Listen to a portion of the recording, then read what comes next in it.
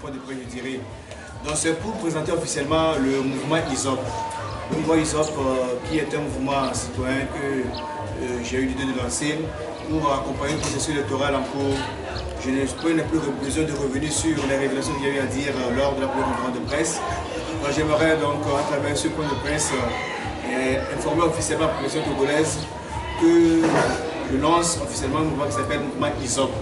ISOP pour purifier le Togo, pour la paix, la non-violence, le pardon, la tolérance, la réconciliation. Mais pour qu'on y arrive, il faut qu'il y ait une condition sine qua non. Il faut que les prochaines élections soient équitables, libres et transparentes, parce que c'est l'essentiel.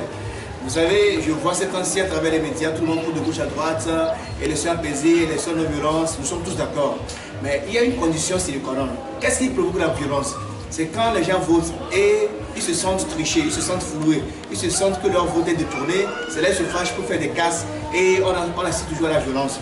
Et donc j'aimerais à travers ce point de presse aussi attirer l'attention de ceux qui organisent les élections, ceux qui la supervisent, de faire tout pour que pour une fois pour de bon, quand on vote, que celui qui gagne réellement, qu'il soit programmé vainqueur, que le vainqueur soit qualifié de vainqueur, que le pays tourne en normal.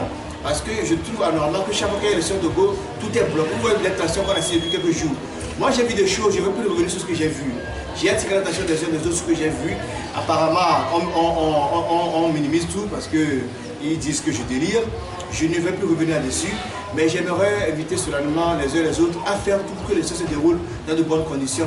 Et que celui qui gagne soit déclaré vainqueur. Et que le pays continue, la vie continue. Moi j'ai dit que si moi j'ai vu des choses, c'est-à-dire j'ai dit nous on va faire pour qu'il n'y ait pas de chasse aux sorcières, qu'il n'y ait pas de règlement de compte, qu'il n'y ait pas de violence, qu'on ne casse pas les maisons des gens, qu'il n'y ait pas de réfugiés.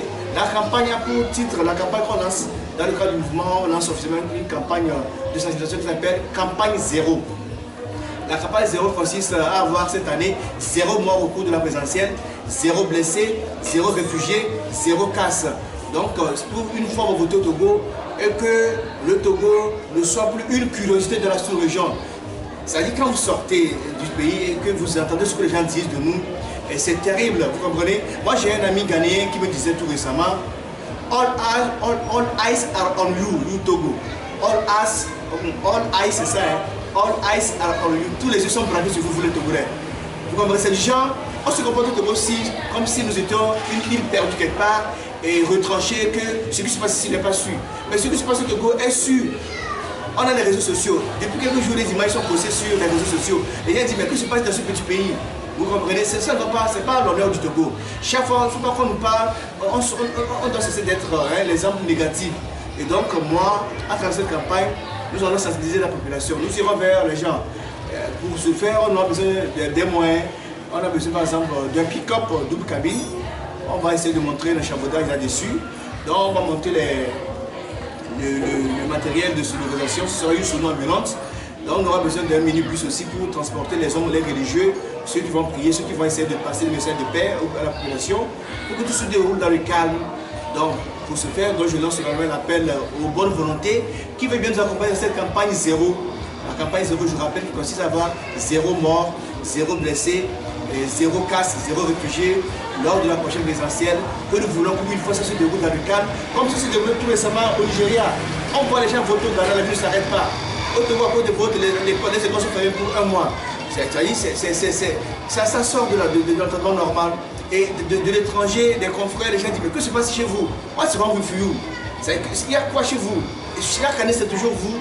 Donc, moi, à travers ce que moi j'ai vu, nous on prie pour le Togo depuis bientôt 1 mois, nous faisons des prières.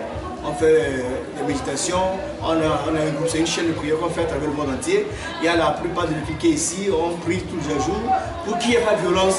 Et comme je tiens à le rappeler, pour qu'il n'y ait pas de violence, que les élections sont transparentes, et libres, équitables, que le meilleur gagne, que celui qui a gagné soit déclaré vainqueur. Il n'y aura pas de chasse aux sorcières. Moi je le rappelle, nous, je suis leader d'opinion, nous allons veiller à ce que les gens ne soient pas ravagés, les gens ne soient pas inquiétés dans le pays parce qu'on sent que les gens s'inquiètent. C'est vrai, les gens s'inquiètent, mais nous sommes là pour assurer leur sécurité, que personne ne touche à leur bien ni à leur famille. Donc voici l'essentiel du message que j'ai à passer. Donc nous avons besoin des moyens pour mener la campagne, je n'ai pas terminé. On a besoin d'un groupe électrogène, on a besoin de carburant, on a besoin des moyens pour faire des t-shirts appelant la non-violence à la paix, au pardon, à la tolérance, et bien d'autres choses. Donc, ceux qui se sentent concernés, ceux qui sentent que l'avenir du Togo les concerne, surtout les sociétés d'État, les sociétés privées. Vous savez ce que les gens n'arrivent pas à comprendre, quand le Togo va basculer dans la violence, les sociétés seront concernées. Qui ira verser ses sous à la banque? Les gens iront retirer leurs sous à la banque. On l'a vu en Côte d'Ivoire, on l'a vu au Burkina Faso. Donc, que les banques, les assurances, les sociétés qui font des affaires au Togo nous accompagnent dans cette campagne parce que ça les intéresse aussi.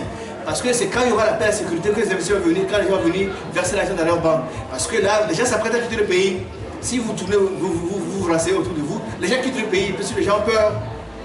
Parce qu'on sent, vous voyez ce que c'est pas depuis quelques jours, même pas plus qu'aujourd'hui, ça chauffait encore à l'intérieur du pays à Kara-Sokodé.